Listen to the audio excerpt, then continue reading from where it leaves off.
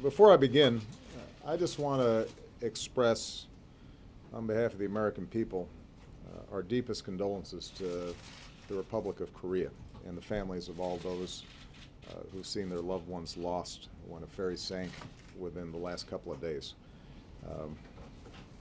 Obviously, information is still coming in. We know that many of the victims of this terrible tragedy were students, and American Navy personnel and Marines have already been on the scene helping with search and rescue. As one of our closest allies, our commitment to South Korea is unwavering in good times and in bad, and that's something I'll underscore during my visit to Seoul next week.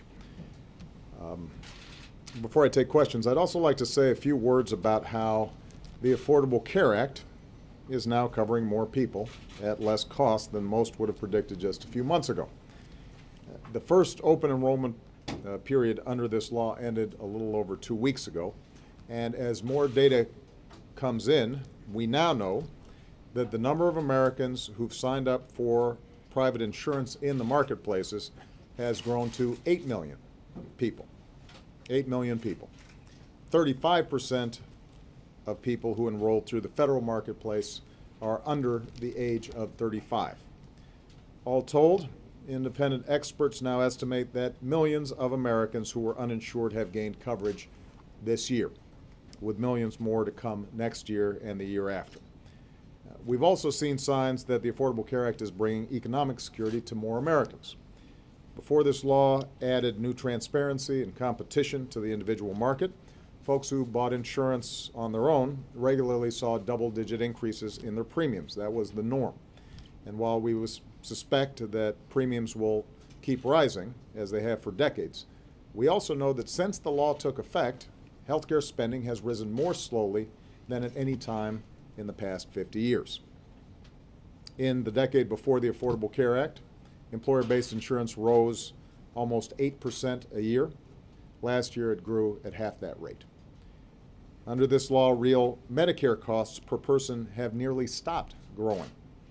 The life of the Medicare Trust Fund has been extended by 10 years. And the independent Congressional Budget Office now expects premiums for plans on the marketplace to be 15% lower than originally predicted. So those savings add up to more money that families can spend at businesses, more money that businesses can spend hiring new workers, and the CBO now says that the Affordable Care Act will be cheaper than recently projected. Lower costs from coverage provisions will shrink our deficits by an extra $100 billion. So, the bottom line is, under the Affordable Care Act, the share of Americans with insurance is up, the growth of healthcare costs is down, hundreds of millions of Americans who already have insurance now have new benefits and protections, from free preventive care to freedom from lifetime caps on your care. No American with a pre-existing condition like asthma or cancer can be denied coverage. No woman can be charged more just for being a woman. Those days are over. And this thing is working. I've said before, this law won't solve all the problems in our healthcare system. We know we've got more work to do. But we now know for a fact that repealing the Affordable Care Act would increase the deficit, raise premiums for millions of Americans, and take insurance away from millions more. Which is why, as I've said before, I find it strange that the Republican position on this law is still stuck in the same place that it has always been. They still can't bring themselves to admit that the Affordable Care Act is working. They said nobody would sign up. They were wrong about that. They said it would be unaffordable for the country. They were wrong about that. They were wrong to keep trying to repeal a law that is working when they have no alternative answer for millions of Americans with pre-existing conditions who'd be denied coverage again, or every woman who'd be charged more for just being a woman again. I know every American isn't going to agree with this law, but I think we can agree that it's well past time to move on as a country and refocus our energy on the issues that the American people are most concerned about, and that continues to be the economy, because these endless, fruitless repeal efforts come at a cost.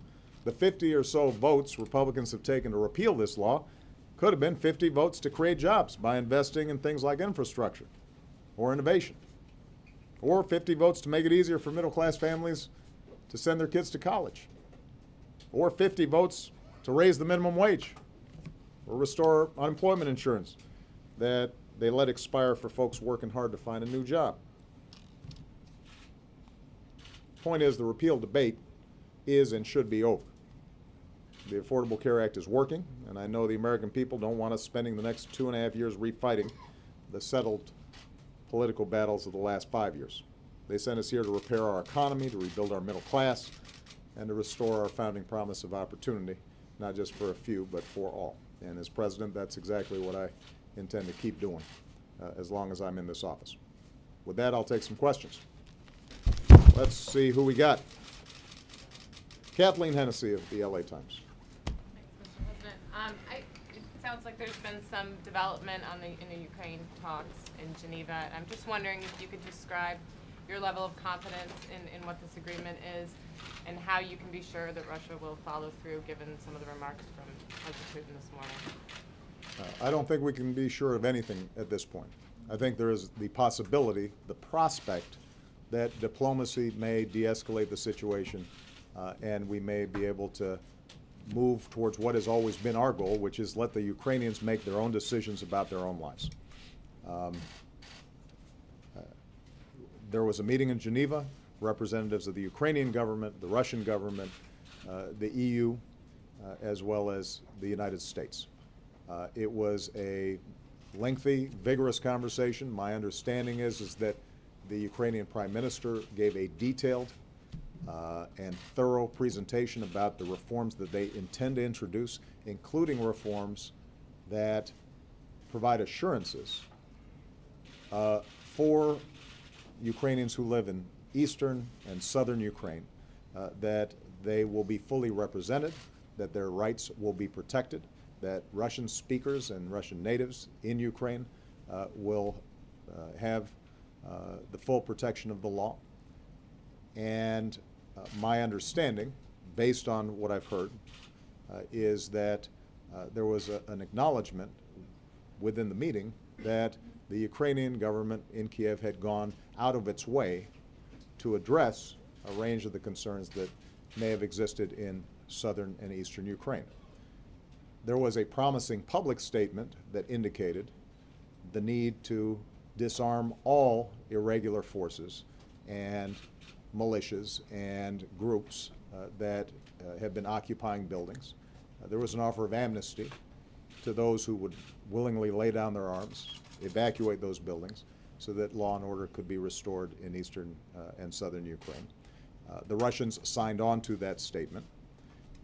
And the question now becomes, will in fact they use the influence that they've exerted in a disruptive way to restore some order so that Ukrainians can carry out an election, move forward with the decentralization reforms that they've proposed, stabilize their economy, and start getting back on the path of growth and democracy, and that their sovereignty will be respected.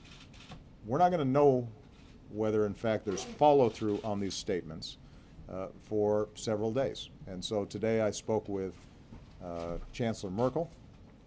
Later on in the day I'm going to be speaking to David Cameron. We're going to be consulting with our European allies. Over the last week we have put in place additional consequences that we can impose on the Russians if we do not see actual improvement of the situation on the ground. And we are coordinating now with our European allies. My hope is that we actually do see follow-through over the next several days. But I don't think, given past performance, that we can count on that. And we have to be prepared to potentially respond to what continue to be efforts of interference by the Russians in eastern and southern Ukraine. If, in fact, we do see improvements, then that will obviously be a positive. In the meantime, we're going to make sure that we continue to help the Ukrainian government, working with the IMF, the Europeans, and others, to stabilize their economy and to start reforming it. We're going to continue to work with our NATO allies to make sure that they are assured that we're going to meet our Article 5 obligations and that they are secure. And as I've said before, I think I had an interview with Major yesterday in which I mentioned this whole exercise by the Russians is not good for Russia either. There are, I think, a number of articles today indicating the degree to which an economy that was already stuck in the mud is further deteriorating because of these actions. And in my conversations with President Putin, I've emphasized the same thing, that we have no desire to see further deterioration in the Russian economy. On the other hand, we are going to continue to uphold the basic principle of sovereignty and territorial integrity for all countries, and that there is a way for Ukraine to be independent, to be sovereign, and to have positive relationships with both the West and the East, with both its European neighbors and its Russian neighbors. And that's our primary concern. Maria Peña, La Opinión. Yes, thank you, Mr. President. I've got a hot spot for you here in the U.S.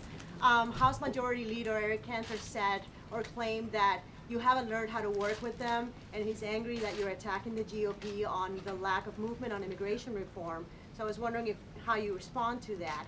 And the second part to that, right now you have hunger strikers across the street demanding relief for undocumented immigrants.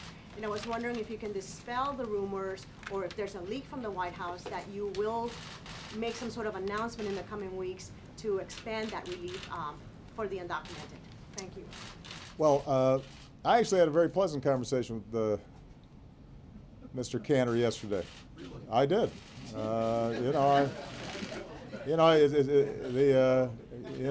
You're always kind of surprised by the mismatch between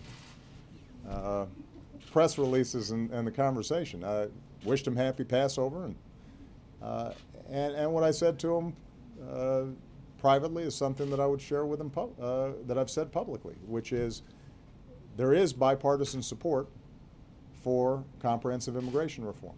It would strengthen our economy.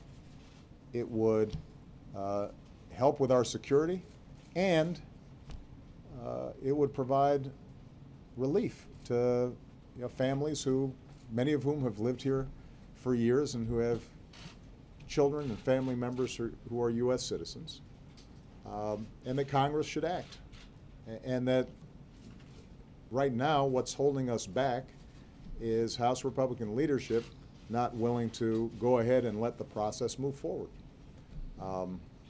So it was a pretty friendly conversation. I think in his press release, I gather he was referring to the observation that we had made a day earlier, that it had now been a year since the Senate had passed a strong bipartisan bill, and that although we had heard a lot of talk about the House Republicans being interested in doing something, nothing had happened yet. And suggesting that we need some urgency here. I still feel the same way. I know there are Republicans in the House, as there are Republicans in the Senate, who know this is the right thing to do. I also know it's hard politics for Republicans because there's some in their base that are very opposed to this. But what I also know is that there are families all across the country who are experiencing great hardship and pain because this is not getting resolved. I also know that there are businesses around the country that could be growing even faster, that our deficits could be coming down faster, that we would have more customers in our shops if we get this thing resolved. We know what the right thing to do is. It's a matter of political will. It's not any longer a matter of policy. And I'm going to continue to encourage them to get this done.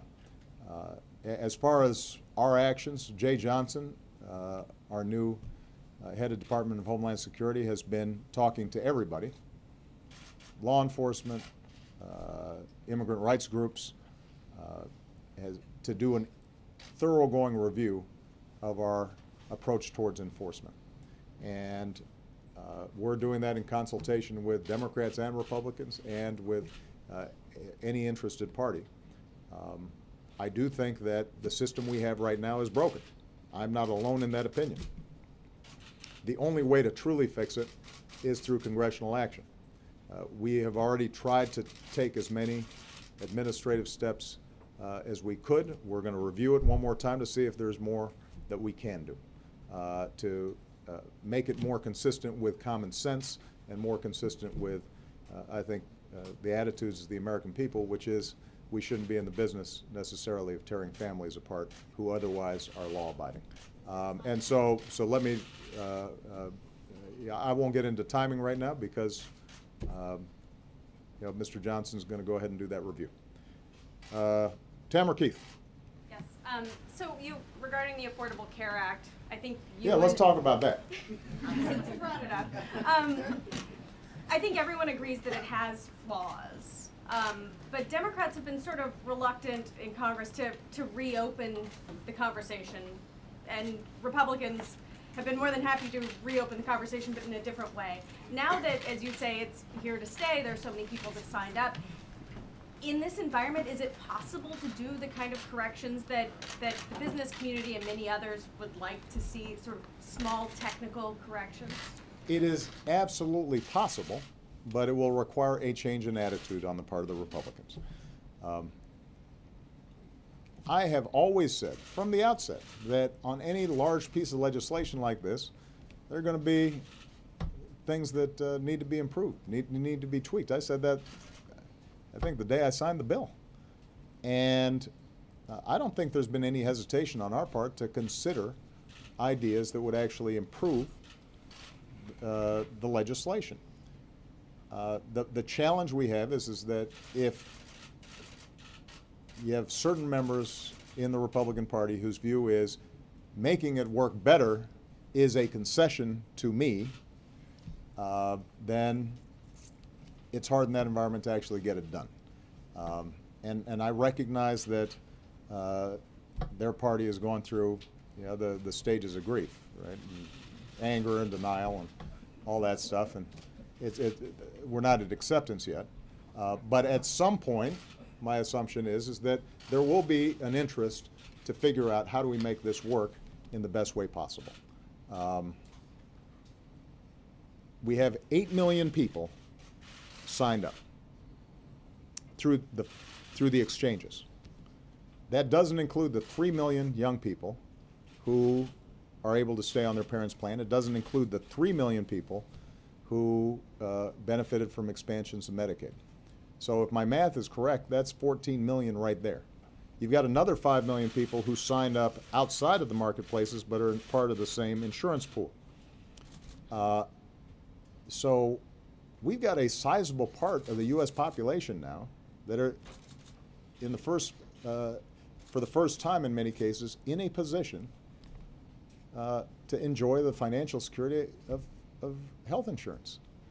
And I'm meeting them as I'm on the road. Saw a woman yesterday, young woman, maybe 34, with her mom and her dad, and she's got 2 small kids and self-employed husband, and was diagnosed with breast cancer. And this isn't an abstraction to her. She is saving her home. She is saving her business. She is saving her parents' home, potentially, because she's got health insurance, which she just could not afford. And the question now becomes, if in fact this is working for a lot of people, but there are still improvements to make, why are we still having a conversation about repealing the whole thing, and why are we having folks say that any efforts to improve it are somehow handing Obama a victory? This isn't about me. And my hope is that we start moving beyond that. My suspicion is that probably will not happen until after November, because it seems as if this is the primary agenda item in the Republican political platform. But here's what I know. The American people would much rather see us talk about jobs, would rather see us talk about high college costs, would much rather see us discussing how we can rebuild our roads and our bridges and our infrastructure and put people back to work. They'd much rather see us talk about how we boost wages and boost incomes and improve their individual family bottom lines. And if the Republicans want to spend the entire next 6 months or year talking about repealing a bill that provides millions of people health insurance without providing any meaningful alternative, instead of wanting to talk about jobs and the economic situation of families all across the country, that's their prerogative. At some point, I think they'll make the transition. That's my hope anyway. If not, we're just going to keep on doing what we're doing, which is making it work for people all across the country. I'm sorry, I'm going to say one last thing about this. Just because this does frustrate me. States that have chosen not to expand Medicaid for no other reason than political spite. You got 5 million people who could be having health insurance right now at no cost to these states. Zero cost to these states, other than ideological reasons. They have chosen not to provide health insurance for their citizens. That's wrong. It should stop. Those folks should be able to get health insurance like everybody else. Isaac from Politico, where are you, Isaac? There you are. Thank you, Mr. President. Given all that you were just saying about the Affordable Care Act, do you think it's time for Democrats to start campaigning loudly and positively on the benefits of Obamacare? Will you lead that charge? And on Ukraine, you've said in other situations, Iran, for example, that the military option remains on the table even as talks go on. Is the military option on the table with Russia? And if so, would that be through NATO forces, through lethal aid to Ukraine? Now keep in mind, I think I've been very clear that military options are not on the table in Ukraine. Because this is not a situation that would be amenable to a clear military solution. What we have to do is to create an environment in which irregular forces disarm, that the seizing of buildings cease, that a national dialogue by Ukrainians, not by Russians, not by Americans or anybody else, but by Ukrainians takes place. They move forward with reforms that meet the interests of the various groups within Ukraine. They move forward with elections, and they start getting their economic house in order. That's what's going to solve the problem. And so, obviously, Russia right now still has its forces amassed along the Ukrainian-Russian border as a gesture of intimidation. And it is our belief, and not ours alone, but I think broad portions of the international community believe that Russia's hand is in the disruptions and chaos that we've been seeing in southern and eastern Ukraine. But there is an opportunity for Russia to take a different approach. We are encouraging them to do so. In the meantime, we're going to prepare additional responses should Russia fail to take a different course. We've already had an impact on their economy that is well documented. It could get significantly worse. But we don't have an interest in hurting ordinary Russians just for the sake of it. Our strong preference would be for Mr. Putin to follow through on what is a glimmer of hope coming out of these Geneva talks, but we're not going to count on it until we see it. And in the meantime, we're going to prepare what our other options are. With respect to the Affordable Care Act, my point is that we've been having a political fight about this for 5 years. We need to move on to something else. That's what the American people are interested in. I think that Democrats should forcefully defend and be proud of the fact that millions of people like the woman I just described, who I saw in Pennsylvania yesterday, were helping because of something we did. I don't think we should apologize for it. I don't think we should be defensive about it. I think there is a strong, good, right story to tell. I think what the other side is doing and what the other side is offering would strip away protections from those families and from hundreds of millions of people who already had health insurance before the law passed, but never knew if the insurance company could drop them when they actually needed it, or women who were getting charged more just because they were a woman. I'm still puzzled why they've made this their sole agenda item when it comes to our politics. It's curious. But what I intend to talk about is what the American people are interested in hearing. Our plans for putting people back to work. Our plans for making sure our economy continues to innovate. Our plans to make sure that, as I discussed yesterday, we're training people for the jobs that are out there right now and making better use of our community colleges and linking them up with businesses, and how we're going to continue to bring manufacturing back the way we have over the last several years, and how we're going to put more money in the pockets of ordinary people. So if Republicans want to spend all their time talking about repealing a law that's working, that's their business. I think what Democrats should do is not be defensive, but we need to move on and focus on the things that are really important to the American people right now. David Jackson. Yes, sir. Thank you. One reason the Republicans talk about is there are people who object to the law, who said they've had problems with the law, and there are significant number of opponents of the law. I guess my question is, what makes you think a significant majority of the American people, of voters, will accept this law, or are we destined to see health care as a 50-50 red state, blue state argument for years to come? I think you're mixing up two things here, David. You said there are people who have seen problems with the law. That's not 50% of the American people. Right?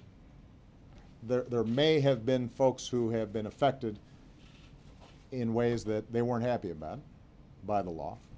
That is a far smaller number than the millions of people who've been signed up. That doesn't mean we shouldn't be concerned about it. That's an area where, as I said to Tamara, we should be open to, are there ways that we can make it even better? So that's objective facts and real problems out there.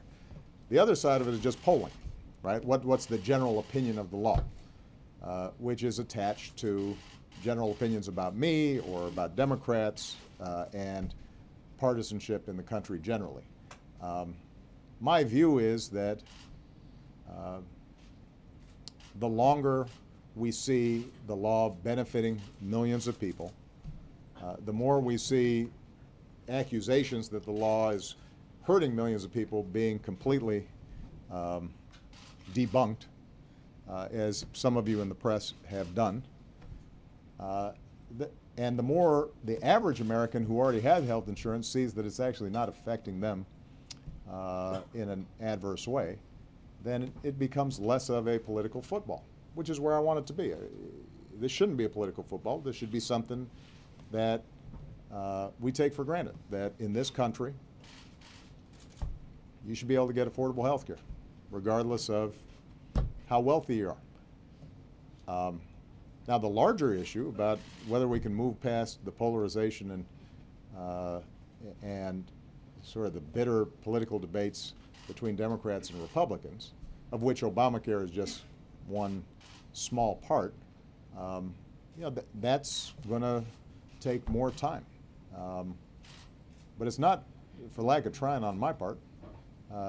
And I think that I speak for all Democrats in saying we would much prefer a constructive conversation with the Republicans about how do we get some stuff done. And let's focus on some areas that the American people really care about. On jobs, we know that infrastructure would put people back to work right now and would improve our economy for the long term. Didn't used to be a partisan issue. Why aren't we coming up with a way to make sure that we're rebuilding our roads and our bridges and improving our air traffic control system? There's no reason that has to be political. There really isn't any ideological disagreement on that. And I guarantee you after this winter, if you look at the potholes that are the size of canyons all across big chunks of the United States, that people would like to see an infrastructure bill. Let's get it done. How long before healthcare ceases to become a political football, you think? We Well, talking you years, know, months? I think it's hard to say. It's interesting. I spoke at the LBJ library the other day, and most of us weren't around to pay real close attention to those debates, or they're pretty distant now in the past. Apparently, it took several years before people realized, hey, Medicare actually works, and it's lifting a lot of seniors out of despair and poverty. So we've been through this cycle before. It happens each and every time we make some strides in terms of strengthening our commitments to each other, and we expand some of these social insurance programs. There's a lot of fear-mongering and a lot of political argument and debate, and a lot of accusations are flung back and forth about socialized medicine and the end of freedom. And then it turns out that, it's working for a lot of folks, and we still live in a free market society, and Constitution's intact, and then we move on. And I don't know how long it's going to take, but in the meantime, how about us focusing on some things that the American people really care about? All right? Thank you, everybody.